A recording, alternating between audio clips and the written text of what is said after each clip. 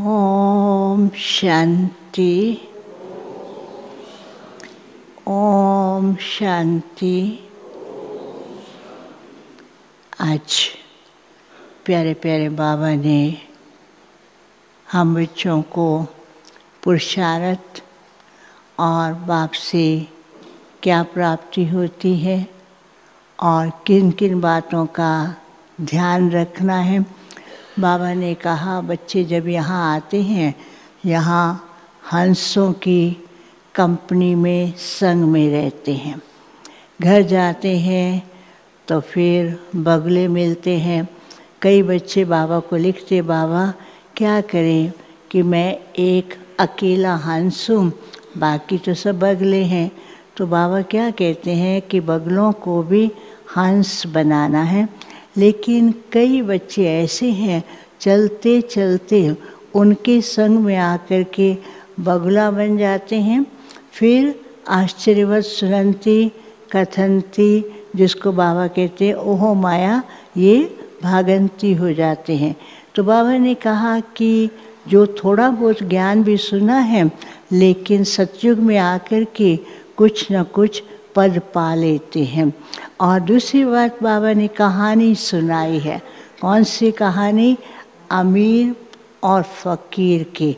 जैसे सतयुग में तुम हो तो अमीर हो और कलयुग में आते हो फ़कीर बन जाते हो, और बाबा आकर के फ़कीर से अमीर बनाते हैं।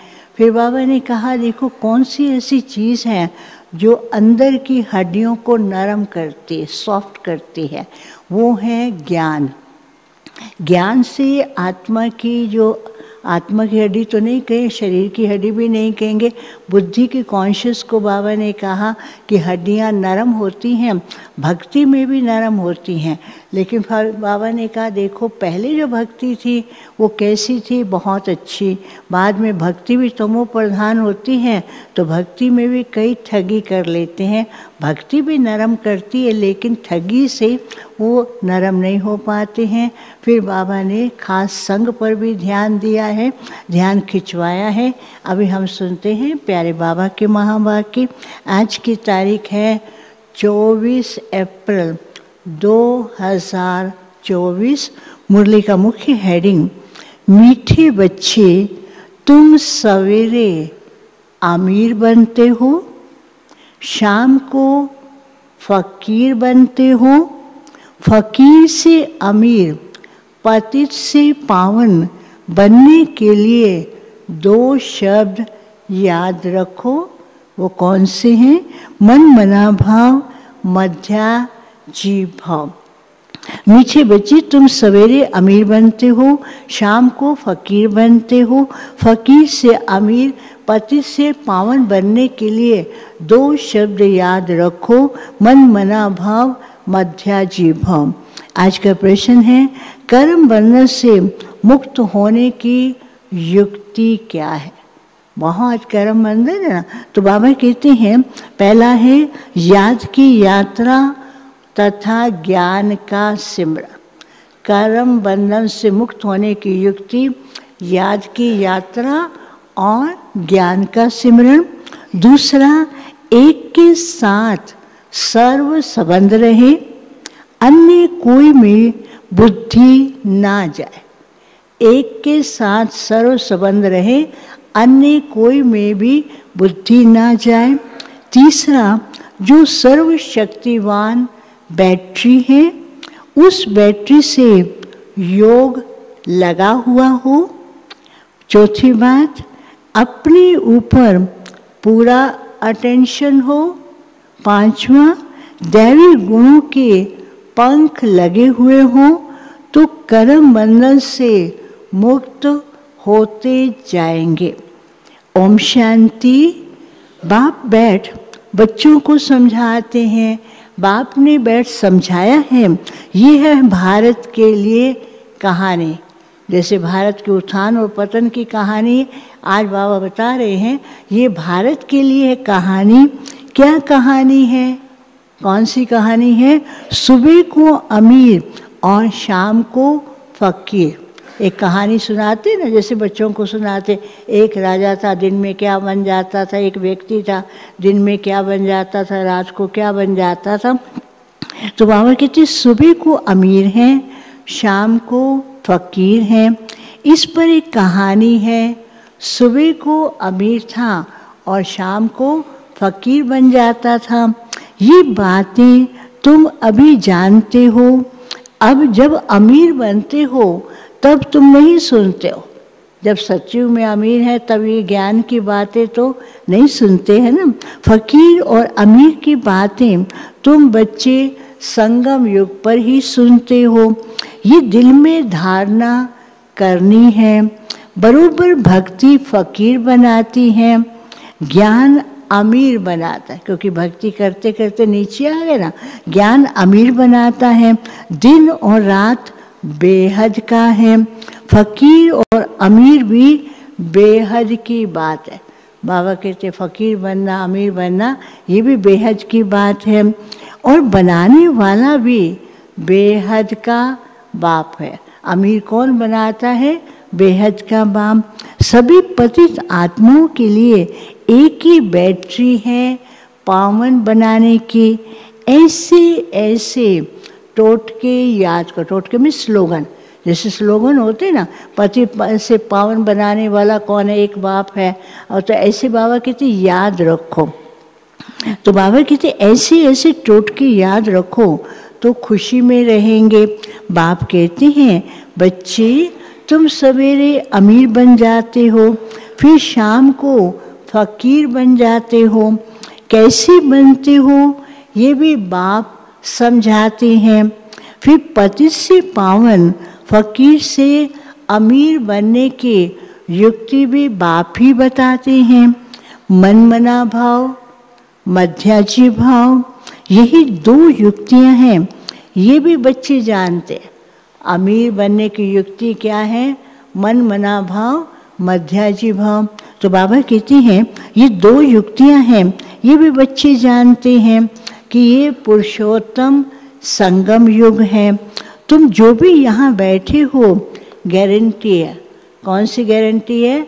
कि तुम स्वर्ग में अमीर जरूर बनेंगे, ये गारंटी है। जो भी यहाँ बैठे हैं, गारंटी है तुम स्वर्ग में अमीर जरूर बनेंगे। नंबर वार पुरुषार्थ अनुसार। स्कूल में भी तो ऐसे होता है ना, स्कूल में पढ़ाई करते, सब पढ़ रहे हैं, लेकिन जैसी पढ़ाई करते हैं वैसा उनको मार्क्स मिलता है।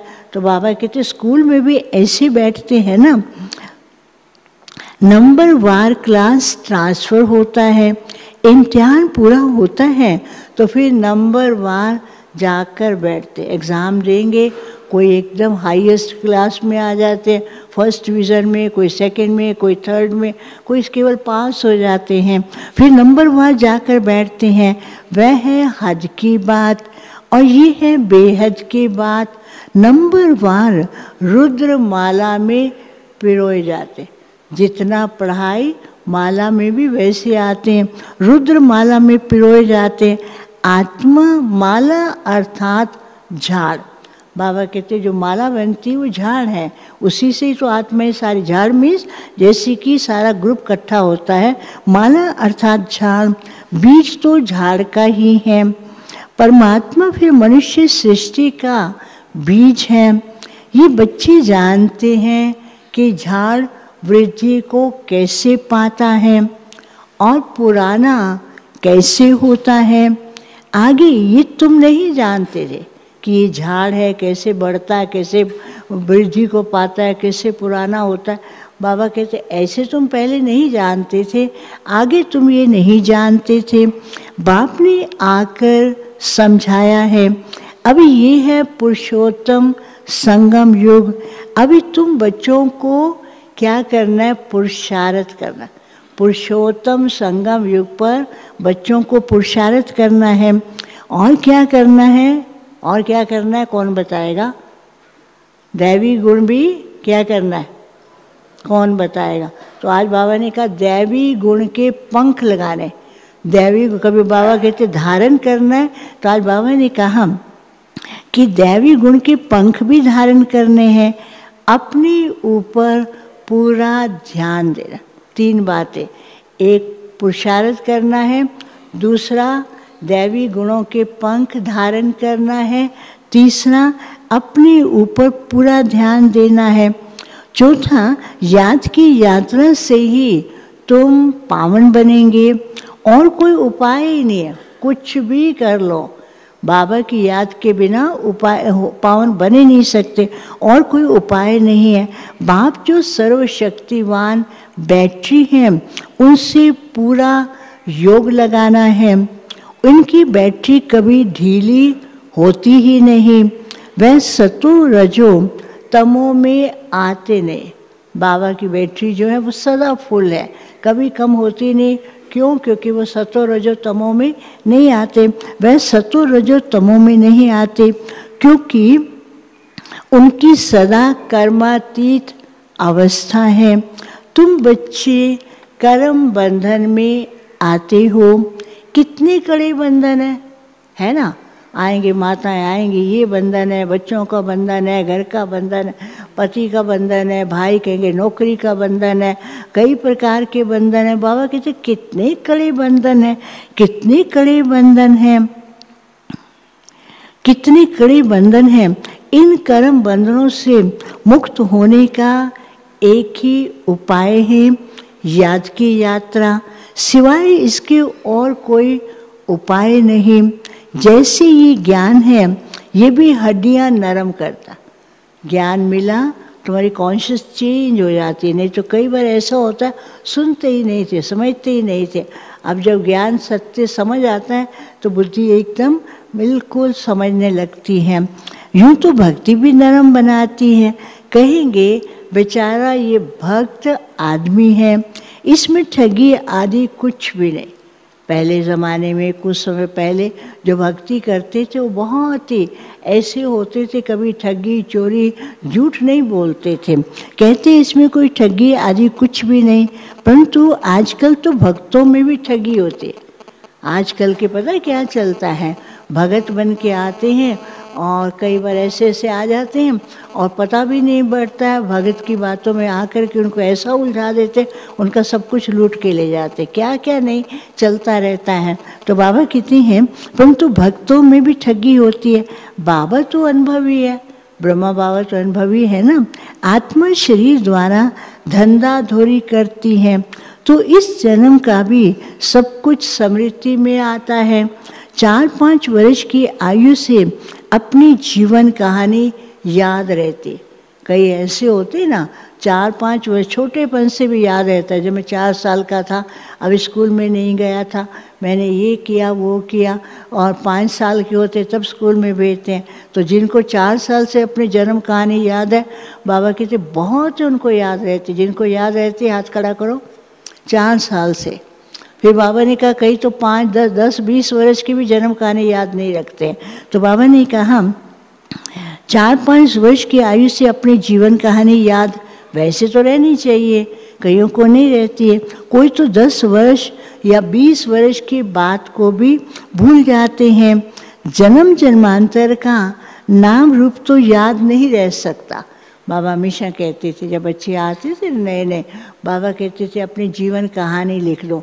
4-5 वर्ष से जो भी कुछ किया है उस समय क्या करेंगे बच्चे, इधर की चीज़ उठाई याद रख दी, इधर का चीज़ उठाई खा ली, और कोई यादा थोड़ी कुछ करते हैं। फिर भी याद रहता है ना, बच्चे शरारती होते हैं, उनको याद रहता है हमने ये किया। पर जन्म जन्मांतर का नाम रूप तो याद नहीं रहता। एक जन्म को तो कुछ बता सकते हो ना।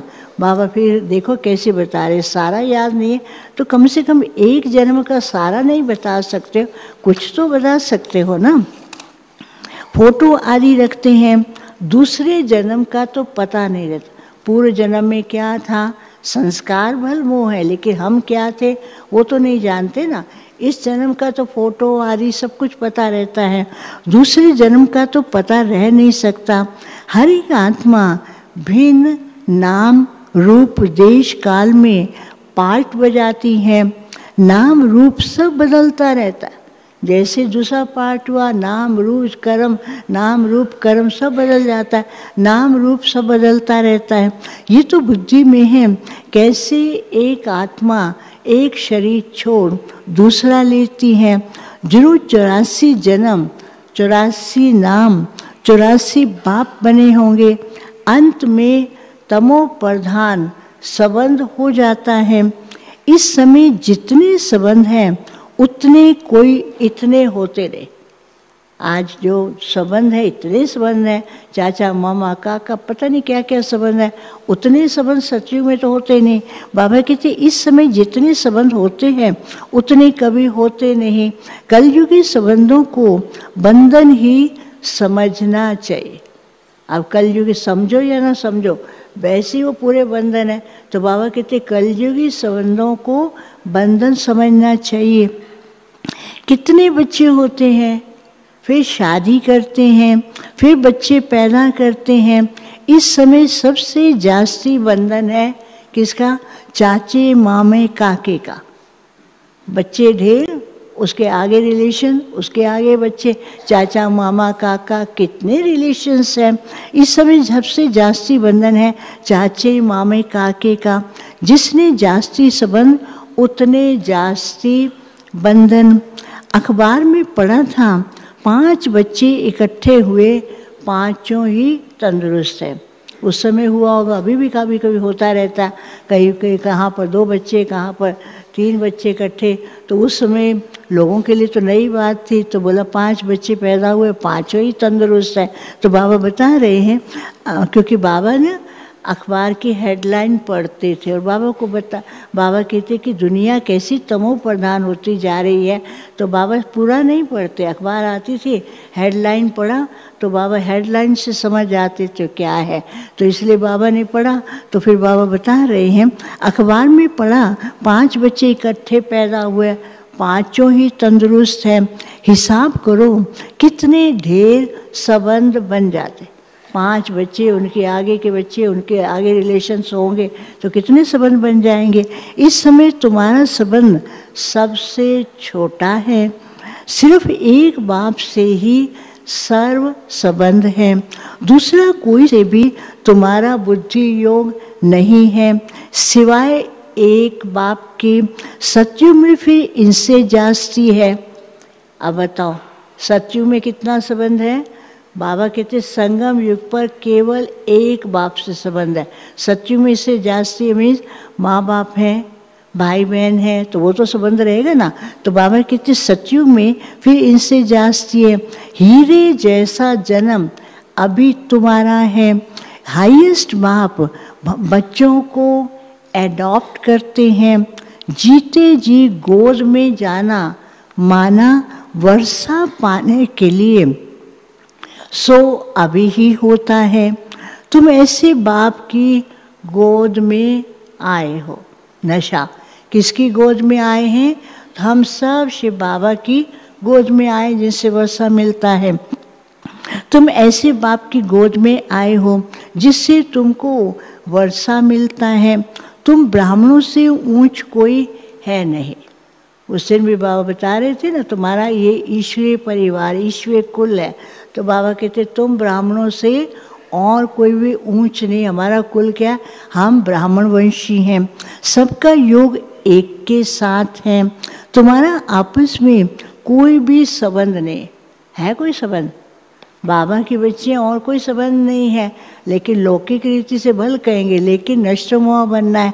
तुम्हारा आपस में कोई भी संबंध नहीं।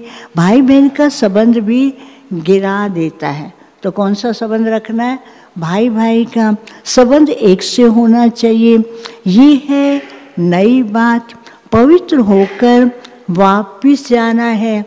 ऐसे ऐसे विचार सागर मंथन करने से तुम क्या होगा? बहुत रौनक में आएंगे। जो विचार सागर मंथन करते ना, उनको अंदर बिल्कुल ऐसे सेटिस्फेक्शन होती है, भरपूर रहते हैं। अगर विचार सागर मंथन नहीं करते हैं, सारा समय कहेंगे खाली है खाली है, आज योग नहीं लगा, आज ये नहीं हुआ। तो बाबा कहते रौनक में आ जाएंगे, भरपूर हो जाएंगे। ऐसे ऐसे विचार सागर मंथन करने से तुम बहुत रौनक में आएंगे। सतयुगी रौनक और कलयुगी रौनक में रात दिन का फर्क है। सतयुग के अंदर जो रॉयल्टी है, कलयुग में आप देखो क्या हाल हुए पड़े हैं।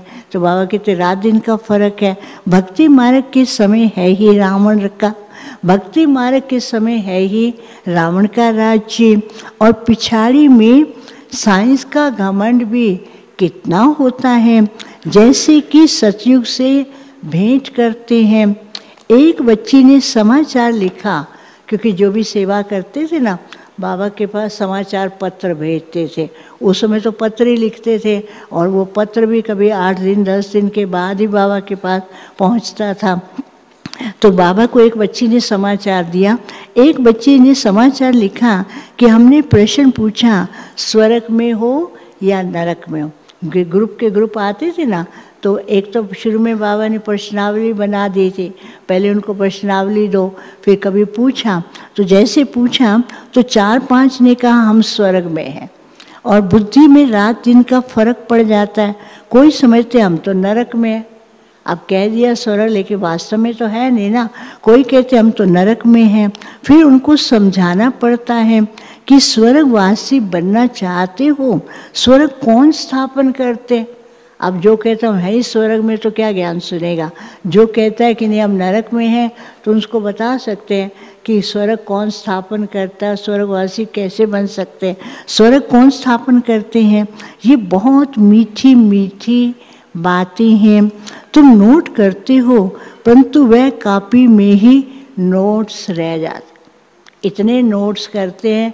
बाबा के टाइम पर बहुत नोट करते। बाबा कभी कभी कहते थे जो सुन रहे उसको नोट करो। कभी कभी नोट करके एक साइड में रख देते हैं और बातों में रख जाते। बाबा कहते उसको पढ़ो, फिर उस पर मनन करो। हमने दादियों का देखा, बड़ी दादी, चंद्रमणि दादी, सब क्या करते थे, नोट्स लेते थे। खास करके मेरी रतनमणि दादी, वो तो नोट्स लेने में उनकी बात ही मत पूछो। इतना लिखती, वो कापियाँ ही भरती थी और इतना नोट्स लेती थी दादियाँ।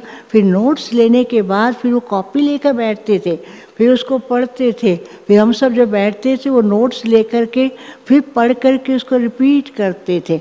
ये दादियों की विशेषता रही। सब दादियाँ, किसी को भी देखो। और सबसे नंबर 1 दीदी मनमोहिनी। दीदी मनमोहिनी के आप सबको पता हो कि जैसे मुरली चलती थी, मुरली में प्रश्न जो निकालना, ये जो आजकल प्रश्न आते मुरली में, ये सिखाया दीदी मनमोहिनी ने। दीदी मनमोहिनी क्या करती, मुरली चलते चलते प्रश्न नोट कर लेते। पूरा मुरली पूरा होते ही वो प्रश्न पूछना शुरू कर देते। अब किसकी बुद्धि में याद रहता है, किसकी बुद्धि में याद नहीं रहता। तब से ये सिस्टम बन गया कि हर मुरली के आगे प्रश्न हो, उसका उत्तर हो। प्रश्न पढ़ते सुनते और उत्तर सुनते ही कम से कम कुछ इम्पॉर्टेंट पॉइंट जो है वो बुद्धि में याद रहती हैं। तो ऐसे ही बाबा कहते थे नोट्स लो, लेकिन उसको भूल जाते हैं ना। तो बाबा बता रहे हैं तुम नोट करते हो, परंतु वो कॉपी में ही नोट्स रह जाते हैं, समय पर याद नहीं आते। कई बार कई भाषण करने वाले भी कहा मैंने बहुत सारे पॉइंट्स लिखे थे, लेकिन भाषण करते करते भूल गया। देखो ना मैंने पॉइंट लिखे हुए, अरे पॉइंट तो वहाँ लिखी पड़ी है, पढ़ा ही नहीं है। तो बाबा कहते समय पर भूल जाते हो। अब पति से पावन बनाने वाला परम पिता परमात्मा शिव हैं। वह कहते हैं माम एकम याद करो तो पाप कट जाएंगे। याद में तो कोई आमदनी होगी ना। याद में कितनी आमदनी होती है। याद की रस्म अब निकली है। याद से तुम कितना ऊंच स्वच्छ बनते हो। जितनी जो मेहनत करेगा उतना ऊंच पद पाएगा। बाबा से भी पूछ सकते हो। दुनिया में तो संबंध और जायदाद के पीछे झगड़े ही झगड़े, सबसे बड़े झगड़े हैं प्रॉपर्टी के पीछे। और ऐसे झगड़े हैं, ऐसी हालत कर देते हैं जो कि अपने रिश्ते को भी भूल जाते। जो ऐसा कर्म कर देते हैं बहुत खतरनाक होता है। तो बाबा कहते दुनिया में तो संबंध और जायदाद के पीछे झगड़े ही झगड़े हैं। यहाँ तो कोई भी संबंध नहीं। एक बाप दूसरा ना कोई। बाप है बेहद का मालिक, बात तो बड़ी सहज है। उस तरफ है स्वर्ग और इस तरफ है नरक। नरकवासी अच्छे या स्वर्गवासी अच्छे? अब बाबा कहते ऐसे प्रश्न पूछो कि बाबा हमेशा सिखाते थे ज्ञान कैसे सुनाना। उनको पूछो अच्छा बताओ नरकवासी अच्छे या स्वर्गवासी? वो आप ही बोलते थे स्वर्गवासी अच्छे हैं। जो सियाने होंगे वो कहेंगे, अब बाबा ने बता दिया, जो सियाने होंगे वो कहेंगे स्वर्गवासी अच्छे। जो ऐसे होंगे ना डल इंटेलेक्ट या शरारती बुद्धि हो जान कहेंगे नरकवासी।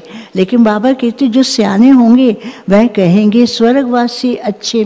कोई तो कह देते नरकवासी और स्वर्गवासी, इन बातों से हमारे कोई मतलब नहीं। कोई कुछ भी हो हमें क्या करना है, क्योंकि बाप को नहीं जानते हैं। कोई फिर बाप की गोद से निकल माया की गोद में चले जाते हैं। वंडर है ना, आए बाबा की गोद में और चले कहाँ जाते हैं। बाप भी वंडरफुल, ज्ञान भी वंडरफुल, और कौन वंडरफुल है? बाप भी वंडरफुल, ज्ञान भी वंडरफुल, बोलो ना हम सब बच्चे भी वंडरफुल। और जो निकल गए वो महान, क्या कहेंगे, वंडरफुल तो नहीं कहेंगे, वो महान, उसको बाबा कुछ और कह देते हैं ना। तो बाबा कहते हैं बाप भी वंडरफुल तो ज्ञान भी वंडरफुल, सब वंडरफुल है। इन वंडर्स को समझाने वाला भी ऐसा ही चाहिए। इन वंडर्स को समझाने वाला भी बाबा क्या है, वंडरफुल है। जिसकी बुद्धि इस वंडर में लगी रहेगी, रावण तो वंडर है नहीं, ना उनको रचना वंडर है, ना रावण वंडर है ना उसकी रचना वंडर है। रात दिन का फर्क है, शास्त्रों में लिख दिया है। काली देह में गया सर्प ने डसा तो काला हो गया। अब तुम अच्छी रीति सब समझा सकते हो। श्री कृष्ण के चित्र को कोई उठाकर पढ़े तो रिफ्रेश हो जाए। बाबा हमेशा कहते थे जब कभी थक जाते हो तो लक्ष्मी नारायण के चित्र के सामने बैठ जाओ, श्री कृष्ण के चित्र के सामने बैठ जाओ, जैसे देखोगे एकदम रिफ्रेश हो जाएंगे। बाबा खुद भी क्या करते थे, लक्ष्मी नारायण के चित्र के आगे, लक्ष्मी नारायण के चित्र के सामने बैठ जाते थे और बाबा इतना खुश होते, अच्छा मैं ये बनने वाला हूँ। पर खुश नहीं, उसमें बाबा को होता था कि मुझे ये ऐसा पुरुषार्थ करना है ताकि मैं ऐसा बनूं। तो 84 जन्मों की कहानी है, जैसे श्री कृष्ण की वैसे तुम्हारी। स्वर्ग में तो तुम भी तो आते हो ना, फिर त्रेता में भी आते रहते हैं, वृद्धि होती रहती है। ऐसे नहीं, त्रेता में जो राजा होते हैं वह त्रेता में आएंगे राज। जो त्रेता में राजा बनने वाले हैं वो सचिव अंत में आते हैं, दास दासी बनते हैं, फिर त्रेता में आकर के वो राजा बनते हैं। ऐसे नहीं कि जो त्रेता में आने वाले त्रेता में आएंगे, पढ़े हुए के आगे अनपढ़े को भारी ढोनी पड़ेगी। ये ड्रामा का राज बाबा ही समझा सकते हैं। अब तुम बच्चे जानते हो हमारे मित्र संबंधी आदि सब कौन है। नरक में ना, तो इसलिए कहना पड़ता नरकवासी हैं। हम पुरुषोत्तम संगम युगी हैं, अब पुरुषोत्तम बन रहे हैं। बाहर के रहने और यहाँ 7 रोज आकर रहने में बहुत फर्क पड़ जाता। हमेशा कहेंगे बाबा के घर जाना है, 2 दिन रहना है, 3 दिन रहना है, तो कितना अंतर हो जाता है। बाहर रहते और यहाँ आकर के रिफ्रेश होते ना, तो बाबा कहते बाहर के रहने और यहाँ 7 रोज आने में बहुत फ़र्क पड़ जाता। बाबा के टाइम फिक्स था 7 रोज का, और अभी क्या है, बाबा के टाइम पर जो टर्न होता है तब 7 रोज, और वैसे शिविर के लिए 1 दिन आना, 3 दिन करना और 5वें दिन जाना, और जिसको रिफ्रेश होना होता है वो तो 2 दिन में भी हो जाता है। तो बाबा कहते हैं 7 रोज आकर रहने में बहुत फर्क पड़ जाता है। हंसों के संग से निकल फिर बगलों के संग में जाते हैं। बहुत बिगाड़ने वाले भी है यहाँ से, अभी तो नहीं है, शुरू में जब जाते थे तो बहुत तंग करते थे, पता नहीं क्या क्या बोलते रहते थे, घर में रहते थे सारा टाइम टुक टुक टुक करते रहेंगे। तो बाबा कहते बहुत बिगाड़ने वाले भी हैं। बहुत बच्चे मुरली की परवाह भी नहीं करते। अरे बाहर वाले तो बिगाड़ते हैं, कोई बात नहीं, लेकिन बच्चे खुद ही मुरली की परवाह नहीं करते। बाप समझाते हैं, बच्चे गफलत नहीं करो, तुमको तो खुशबूदार फूल बनना है। सिर्फ एक बात ही तुम्हारे लिए काफ़ी है। कौन सी? याद की यात्रा। यहाँ तुमको ब्राह्मणों का संग मिलता है, कहाँ ऊंच से ऊंच और कहाँ नीच। बच्चे लिखते हैं, बाबा बगलों की झुंड में हम एक हंस क्या करेंगे? हम एक हैं, वो इतने सारे रिलेशन में हैं, उस झुंड में रहना पड़ता है। हम एक हंस क्या करेंगे? उस समय ऐसा था, लेकिन अब एक हंस से वो बहुत कुछ सीखते हैं। बच्चे लिखते हैं, बाबा बगलों के झुंड में हम एक हंस क्या करेंगे? बगले कांटे लगाते हैं, कितनी मेहनत करनी पड़ती है। बाप की श्रीमत पर चलने से पद भी ऊंच मिलेगा। सदैव हंस होकर रहो। समझा? जो परिवार में रहने वाले हैं, बाबा कहते सदैव हंस होकर रहो। बगले के संग में बगला न बन जाना। जैसे बाप बच्चों को शिक्षा देता ना, तो बाबा ने क्या कहा? सदैव हंस होकर रहो, बगलों के संग में बगला न बन जाओ। गायन भी है, आश्चर्यवत सुनंती, आश्चर्यवत कथंती, सुनावंती। फिर बाबा कहते ओहो माया भागंती। थोड़ा भी ज्ञान है, स्वर्ग में तो आएंगे। फिर बाबा ने रियायत दे दी, चलो कोई बात नहीं, थोड़ा बहुत ज्ञान सुना, सतयुग में तो आ जाएंगे, लेकिन पद तो कम होगा ना। परंतु फर्क रात दिन का पड़ जाता है। सजाएं बहुत कड़ी खाएंगे। बाप कहते हैं, मेरी श्रीमत पर न चल, पतित बने तो 100 गुना दंड पड़ जाता है, फिर पद भी कम हो जाता है। ये राजाई स्थापन हो रही है, ये बातें भूल जाती हैं। ये भी याद रहे कि ऊंच पद पाना है तो पुरुषार्थ भी जरूर करें। नहीं करते हैं तो समझा जाता है, एक कान से सुन दूसरे कान से निकाल देते हैं। बाप से योग ही नहीं है, इतना सुन रहे हैं, बुद्धि में नहीं बैठते हैं, तो अंडरस्टूड है कि बाबा से योग नहीं है, जो सुना निकाल देते हैं। बाप से योग नहीं है, यहाँ रहते भी बुद्धि योग बाल बच्चों की तरफ चला जा आएंगे। यहाँ बैठे हैं बाबा के पास, लेकिन बुद्धि में क्या है? बाल बच्चे, पता नहीं क्या क्या याद रहते हैं। यहाँ रहते भी बुद्धि योग बाल बच्चों की तरफ चला जाता है। बाप कहते हैं सब कुछ भूल जाना है, इसको कहा जाता है वैराग्य। सब कुछ भूल जाना है, इसको बाबा कहते हैं वैराग्य। कभी कभी बाबा कहते हैं बेहद का वैराग्य, इसको कहा जाता है वैराग्य। फिर इसमें भी परसेंटेज है, वैरागी सभी है, लेकिन उनकी परसेंटेज है। कहाँ न कहाँ ख्यालात चले जाते हैं, एक दो से लव चला हो जाता है, एक दो के प्यार में फंस जाते हैं तो भी बुद्धि लटक जाती है, क्या हाल हो जाता है। बाबा रोज समझाते हैं, इन आँखों से जो कुछ देखते हो वह सब खत्म होने वाला है। तुम्हारा बुद्धि योग नई दुनिया में रहे और बेहद के संबंधियों से बुद्धि योग रखना है। बेहद के संबंधी कौन है? एक बाबा है, उसके साथ ही सर्व संबंध है, तो बेहद के संबंधों से बुद्धि योग रखना है। वह माशूक वंडरफुल है।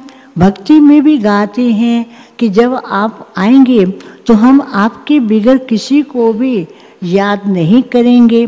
अब मैं आया हूँ तो अब तुमको सब तरफ से बुद्धि योग हटाना पड़े। ये सब कुछ मिट्टी में मिल जाना है। तुम्हारा तो जैसे कि मिट्टी के साथ बुद्धि योग है। ये देह संबंधों को याद करते ना, तो ये सब क्या है? मिट्टी है। तो अगर वो ऐसे करेंगे तो बाबा को कहना पड़ता है तुम्हारा तो जैसा देह मीन्स मिट्टी के साथ संबंध है। तो बाबा कहते हैं ये सब कुछ मिट्टी में मिल जाना है। तुम्हारा जैसा मिट्टी के साथ बुद्धि योग है, मेरे साथ बुद्धि योग होगा तो मालिक बन जाएंगे। बाप कितना समझदार बनाते हैं। मनुष्य नहीं जानते कि भक्ति क्या है और ज्ञान क्या है। अब तुमको ज्ञान मिलता है तब तुम भक्ति को भी समझते हो। अब तुमको फीलिंग आती है कि भक्ति में कितना दुख पाया। मनुष्य भक्ति करते हैं, अपने को बहुत सुखी समझते हैं, फिर भी कहते हैं भगवान आकर के ऐसे फल देंगे। किसको और कैसे फल देंगे? वो कहते हैं ना, भक्ति करते रहो, भगवान कभी तो आ जाएंगे ना कभी तो आएंगे, लेकिन कब आएंगे, क्या करेंगे, कैसे करेंगे, किसको और कैसे फल देंगे, वह कुछ भी नहीं समझते। अब तुम जानते हो बाप आकर भक्ति का फल देने आए हैं। विश्व की राजधानी का फल जिस बाप से मिलता है, उस बाप, वह बाप जो डायरेक्शन देते हैं उस पर चलना पड़े। विश्व की बादशाही का फल जो बाप से मिलता है, वह बाप जो डायरेक्शन देते हैं उस पर चलना पड़े। उसको कहा जाता है ऊंच से ऊंच श्रीमत। मत मिलती है सबको, फिर कोई चल सकते हैं, कोई चल न सके। बेहद की बादशाही स्थापन होनी है। अभी तुम समझते हो हम क्या थे, अब हमारी क्या हालत है। कंपेयर करो, पहले हम क्या थे और अभी हम क्या बन रहे हैं। बाबा का बनने से हमारे जीवन में कितना परिवर्तन है। अब हमारी क्या हालत है। माया एकदम ख़त्म कर देती है। ये तो जैसे मुर्दों की दुनिया में भी जाओ, इतना धन संपत्ति, लेकिन लाइफ के अंदर इतना टेंशन है, जैसे कि चलते फिरते खाते पीते डेड बॉडी की तरह है। लेकिन ऐसी हालत हो चुकी है तो बाबा को कहना पड़ता है ये तो जैसे कि मुर्दों की दुनिया है। भक्ति मार्ग में तुम जो सुनते थे वह सब सत करते थे, लेकिन तुम जानते हो सत तो एक बाप ही सुनाते हैं। तो ऐसे बाप को याद करना चाहिए। यहाँ कोई बाहर वाला बैठा हो तो बाबा हमेशा कहते थे, साकार बाबा के टाइम पर नया व्यक्ति बाहर वाला जिसने ज्ञान को नहीं समझा है तो उनको नहीं बिठाते थे, वो समझते ही नहीं थे क्या है। वो तो बाबा को देखेंगे, कहेंगे इनके गुरुजी समझा रहे, कोई साधारण व्यक्ति है। तो बाबा कहते हैं यहाँ कोई बाहर वाला बैठा हो तो उनको कुछ भी समझ में नहीं आएगा। 2 दिन का कोर्स भी किया होगा तो ज्ञान की जो बातें ऐसे कुछ ऐसी टिपिकल वर्ड्स हैं उनको वो समझ ही नहीं सकेंगे। बाबा जो रहस्य बताते वो भी नहीं समझ सकेंगे। यहाँ कोई बाहर वाला बैठा हो तो उनको कुछ भी समझ में नहीं आएगा। कहेंगे पता नहीं ये क्या सुनाते, कई अपना अनुभव सुनाते। शुरू में हम आए, जब सुना पहली बार मुरली तो फिर क्या होता समझ ही नहीं आता था क्या बोलते। इसलिए बाबा ने हमेशा पक्का किया था जब मुरली शुरू करते हो पहले उनको आधा पेज सुनाओ, आधा पेज की एक लाइन उसको एक्सप्लेन करो, तब उसकी बुद्धि में बैठेगा। अब तो खैर धीरे धीरे सब बैठता ही जाता है। कहेंगे पता नहीं ये क्या सुनाते हैं। सारी दुनिया कहती है परमात्मा सर्वव्यापी है और ये कहते परमात्मा हमारा बाप है। जो नया व्यक्ति क्या कहेगा, दुनिया कहती परमात्मा सर्वव्यापी और ये कहते हमारा बाप है। अब देखो कितना कन्फ्यूज़न हो जाता है। सारी दुनिया कहती है परमात्मा सर्वव्यापी है और ये कहते हुए हमारा बाप है। कांध से ना करते रहेंगे। अब वो बैठेंगे ना, जो भी सुनेंगे ना करते रहेंगे ऐसे। और जो सुनने वाला जिसको अच्छा लगता है वो पर हाँ करेगा और कान से ना करना सुने समझेंगे, कान से ना करते रहेंगे। तुम्हारे अंदर से हाँ निकलती रहे, खुशी होगी। हाँ बाबा जब ज्ञान सुनाते तो बाबा हर एक बच्चे के चेहरे से जान जाते किसको समझ आ रहा है या नहीं जा रहा है। तो बाबा कहते हैं तुम्हारे अंदर से हाँ निकलती रहेगी। इसलिए नए कोई को भी अलाउ नहीं किया जाता। शुरू में नए किसी को अलाउ नहीं करते। अभी तो ठीक है, अभी ज्ञान की इतनी बातें समझ आ जाती हैं, उस समय तो बिल्कुल नहीं समझते। नया कोई भी आता था तो उसको ना तो बाबा के सामने लाते थे और सेंटर पर भी क्लास में पहले दिन नए को नहीं बिठाते थे। कोर्स कराया, मुरली की 4 पॉइंट पक्की कराई, उसके बाद धीरे धीरे उनको मुरली क्लास में लाते थे। इसलिए नए कोई को अलाउ नहीं किया जाता। बाबा ने ये सिस्टम इतना अच्छा बनाया था, इसी कारण से ही आज ज्ञान की गहराई और ज्ञान की बातें उनकी बुद्धि में बैठी। अच्छा, मीठे मीठे सिक्की लदे बच्चों प्रति माता पिता बाप दादा का याद प्यार, गुड मॉर्निंग, रूहानी बाप की रूहानी बच्चों को नमस्ते।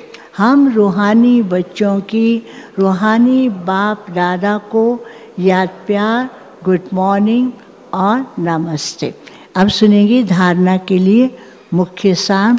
पहला है, खुशबूदार फूल बनने के लिए संग की बहुत संभाल करनी है।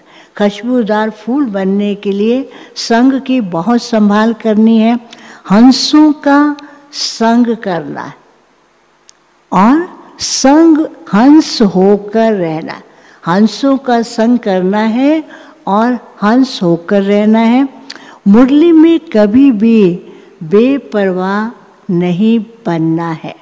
मुरली में कभी भी बेपरवाह नहीं बनना है, गफलत नहीं करनी है। दूसरा, कर्म बंधन से मुक्त होने के लिए संगम युग पर अपनी सर्व संबंध एक बाप के साथ रखने हैं। कर्म बंधन से मुक्त होने के लिए संगम युग पर अपने सर्व संबंध एक बाप के साथ रखने हैं। आपस में कोई संबंध नहीं रखना। पता नहीं कहाँ से रिलेशन जोड़ लेते ना। बाबा कहते हैं सेवा करो, प्यार से रहो, लेकिन आपसे संबंध नहीं जोड़ो। आपस में कोई संबंध नहीं रखना है। किसी हद के संबंध में लव रख बुद्धि योग नहीं लटकाना है। एक को ही याद करना है। वरदान, परमात्म लव में लीन होने व मिलन में मगन होने वाले सच्चे स्नेही भाव। परमात्म लव में लीन होने व मिलन में मगन होने वाले सच्चे स्नेही भाव। स्नेह की निशानी गाई जाती हैं। क्या होती हैं कि दो होते हुए भी दो ना रहे, एक है। स्नेह होता है ना, दो का आपस में कहेंगे भले ये दो हैं, तो वो कहेंगे नहीं दोनों एक है। हम आपको बताएं, दादी और दीदी के लिए क्या कहते थे, चाहे दो शरीर हैं, चाहे दो आत्माएं हैं, लेकिन ये दोनों होते हुए भी एक है। तो इतना उनका एक दूसरे के प्रति अंडरस्टैंडिंग, रिस्पेक्ट था, प्यार था कि जो भी काम करते थे एक दूसरे से मिलकर करते थे। तो बाबा कहते स्नेह की निशानी गाई जाती है कि दो होते हुए भी दो ना रहें, लेकिन मिलकर एक हो जाएं। इसको ही समा जाना कहते हैं। भक्तों ने इसी स्नेह की स्थिति को समा जाना व लीन होना कह दिया है। लव में लीन होना ये स्थिति है, लेकिन स्थिति के बदले उन्होंने आत्मा के अस्तित्व को, लव में लीन होना ये स्थिति है, लेकिन स्थिति के बदले उन्होंने आत्मा के अस्तित्व को सदा काल के लिए समाप्त होना समझ लिया। वो कहते हैं ना, आत्मा ब्रह्म में लीन हो गई। आप बच्चे जब बाप के व रूहानी माशूक के मिलन में मगन हो जाते हो तो समान बन जाते हो। स्लोगन, अंतर्मुखी वह है जो व्यर्थ संकल्पों से मन का मौन रखता है। अंतर्मुखी वह है जो व्यर्थ संकल्पों से मन का मौन रखता है। अभी यहाँ सुनेंगे आज का अव्यक्त इशारा। आज 24 तारीख है। सदा याद रखो मुझे अपने को बदलना है। कौन सी बात? सदा याद रखो मुझे अपने को बदलना है, स्थान व दूसरों को नहीं। स्थान को या दूसरों को नहीं। इसके लिए सहनशीलता का अवतार बन जाओ, अपने को एडजस्ट करो, किनारा नहीं करो। कई बार क्या होता है ना, किनारा कर लेते। बाबा हमेशा कहते थे अपने को एडजस्ट करो, किनारा नहीं करो। कोई बिल्कुल एंटी है, उस पर भी अपनी शुभ भावना का फुल फोर्स से ट्रायल करो। समय भर लगे, सफलता अवश्य मिलेगी और आपको विजयी माला का दाना बना देगी।